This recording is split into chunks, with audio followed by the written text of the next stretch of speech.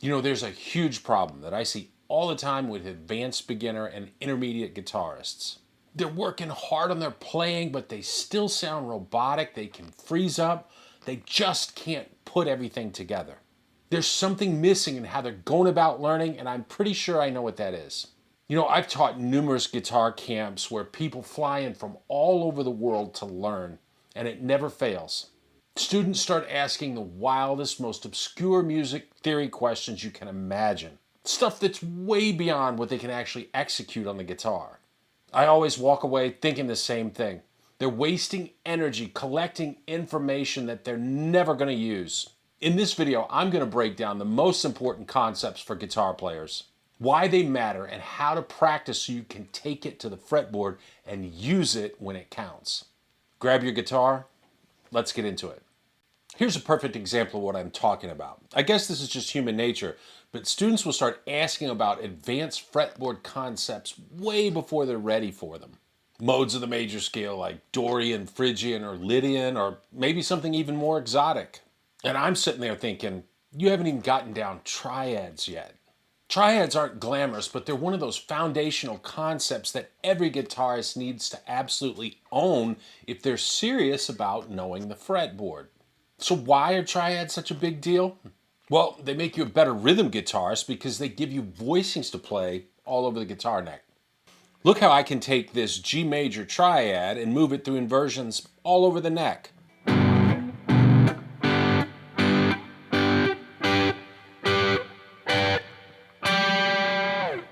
Secondly, every one of these triad shapes can easily be converted into a guitar lick like this.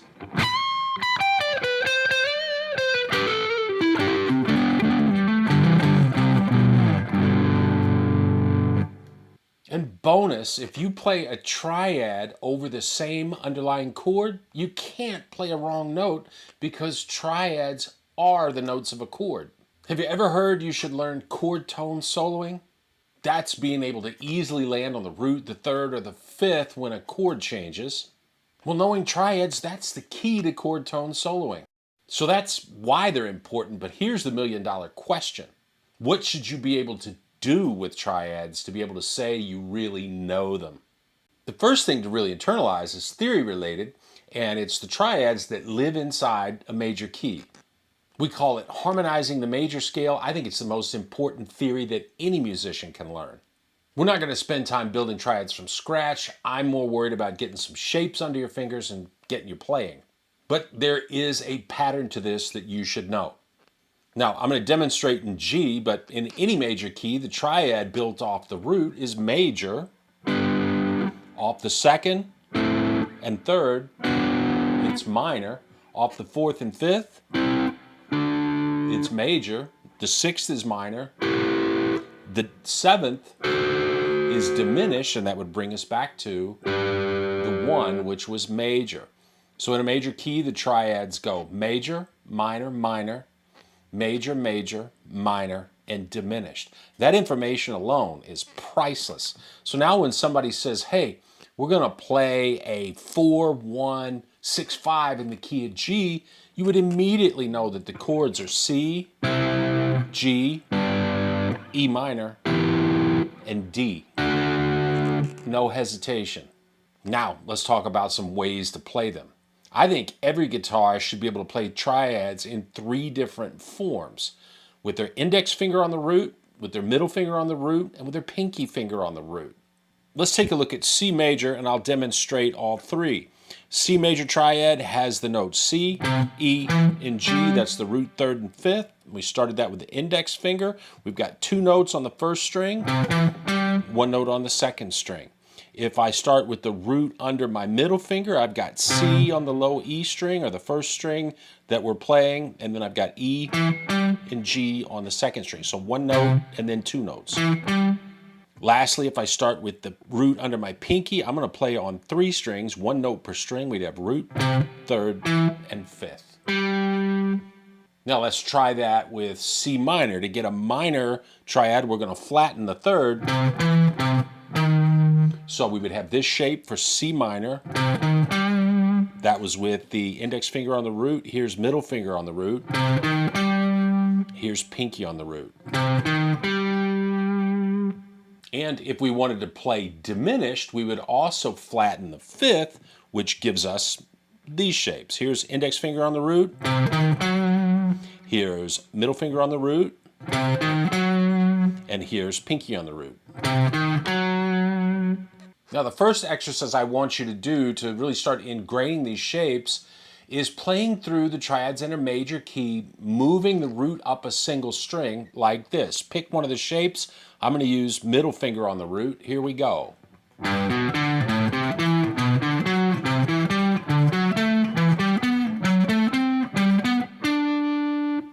And we should be able to do that on any string just as fluidly.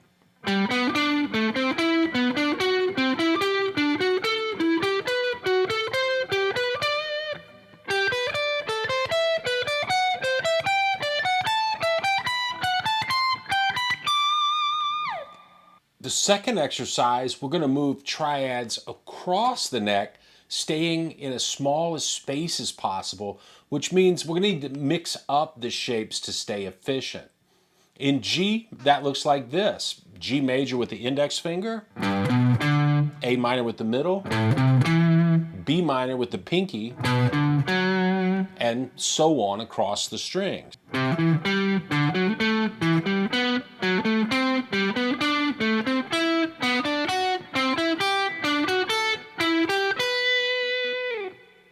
No hesitation, no hunting and pecking, no stopping to think. If you're doing any of those things, you don't have your triads down cold. And that's exactly why things fall apart in real time. This is what I call hands-on music theory.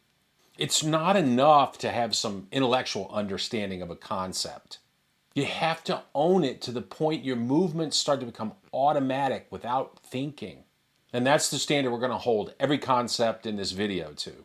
Here's another concept players consistently underestimate and they try to move on from too fast. The pentatonic scale. Most guitarists, they learn a box pattern or two. They try to make that one scale fit over entire solos. Maybe they figure out how to switch between major and minor a little bit, and then they're off chasing something more complicated. But here's the thing, if you can't move around between different pentatonic scales to match the different chords that you're soloing over, you don't really know pentatonics. You've memorized a shape or two.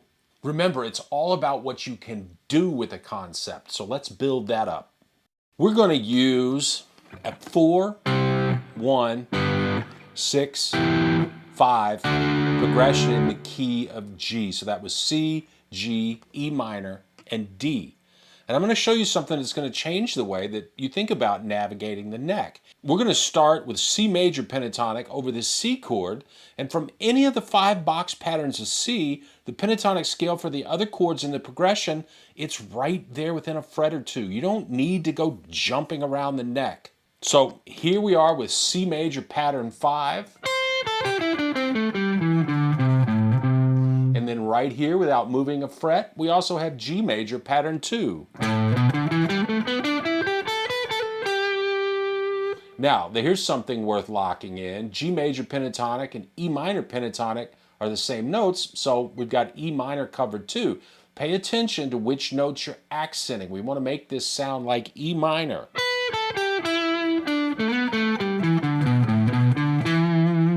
So I was trying to accentuate the E, the G, and the B notes that actually outline the chord. And then D major pattern 4, well, it's right here also.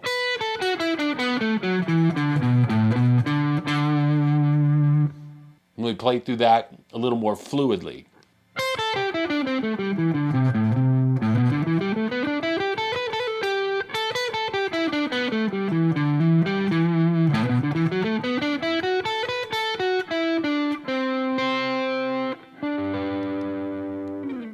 Let's try it from a different starting point. How about C major pattern 3 at the 12th position?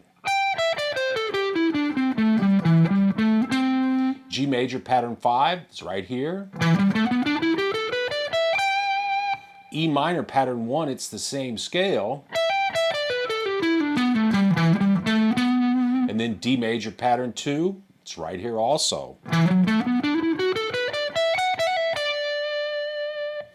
Again, no hesitation, no stumbling. 4 different tonalities without leaving that position. That's what hands-on music theory gets you.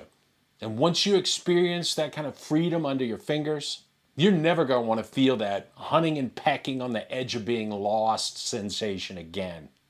Hey, if this is helping you see the fretboard in a little bit different way, do me a favor. Hit the like button, subscribe to the channel, and turn on your notifications. It helps me keep growing so I can keep bringing you lessons like this every week. Thanks. Now, here's a great way to practice to start building that fluidity. Start with just 2 pentatonic scales, say C major and F major. F, it's the 4 chord of C, and moving from the 4 chord to the 1 or the 1 chord to the 4, it's one of the most common movements in popular music, so it's a great thing to practice. Here's how those 2 scales line up across the neck. We're going to start at the 5th fret, and we've got F major pattern 3, and C major pattern 5. At the 8th fret, we've got F major pattern 4 and C major pattern 1. At the 10th position, we've got F major pattern 5 and C major pattern 2. At the 12th position, we've got F major pattern 1 and C major pattern 3. Lastly, at the 15th fret, we've got F major pattern 2 and C major pattern 4. Notice that I ascended through one, I descended through the other, and I want you switching on the fly like that without hesitation. And hey, it's going to take some work.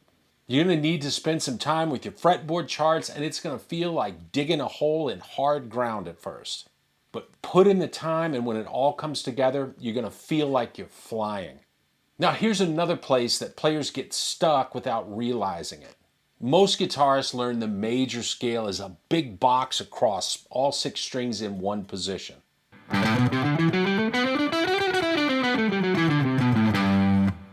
And look, that's a fine starting point. But if that's all you practice, again, you're not really applying and learning to use the major scale. You're memorizing static shapes. The moment we try to put together ideas outside that shape, we're lost. Here's the exercise that actually connected the major scale across the entire neck for me. We're going to start on just 2 strings, and we're going to play 3 notes per string. So a little 6-note pattern. This is out of the G major scale. We're going to start with the notes D, E, F sharp, G, A, and B.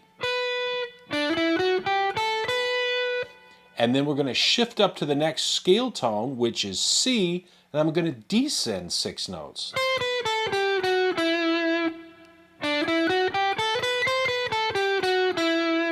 And then we want to keep going like that until we run out of frets. Check it out.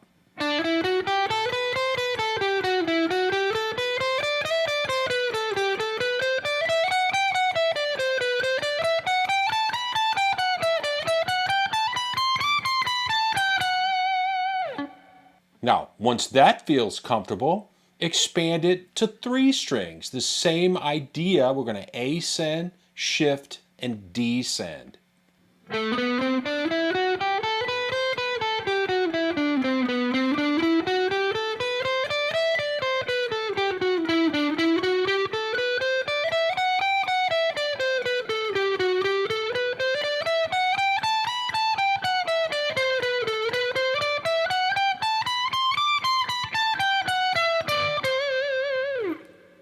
Once we get that down, we can go to 4 strings, 5 strings, and then all 6. And what we're building here isn't just a concept of a scale. We're building fluid, connected ideas across the neck. We're not stuck in boxes and shifting positions. It's not going to throw us off guard anymore. Now, here's the most valuable thing I ever did with this exercise, and I really can't overstate how much it helped me. I used to practice it for hours in the dark or with my eyes closed. No tabs, no fretboard charts, no visual safety nets. It was me, the guitar, my ears. You already know what the major scale is supposed to sound like. We all do. So when we make a mistake, we hear it. Let your ears correct your fingers instead of your eyes. It's time to take those training wheels off. And if you're sitting there thinking, well, I should be working on the modes instead, this is exactly what I mean about collecting information that you're not ready to use. You've got to own the major scale like this first. When you do, modes will make way more sense. So there's 3 concepts that most players think they already know. But having a little bit of know-how in your mind and actually owning a skill are entirely different things. And that gap, well, it's where your playing falls apart in real time.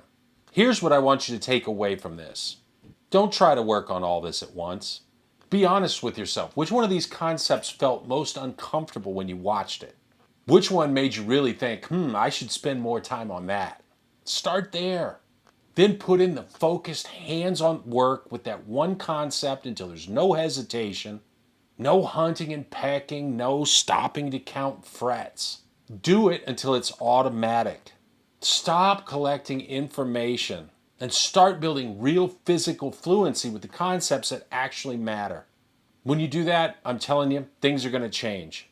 Theory stops being stuck in your head. It starts to come out of your fingers. And you know all those advanced concepts that you've been so curious about? They'll start making a lot more sense too. Hey, as always, I really appreciate you watching. Please like the video, subscribe to the channel if you haven't, turn on those notifications. Work hard, have a lot of fun playing that guitar. I'll see you in the next lesson.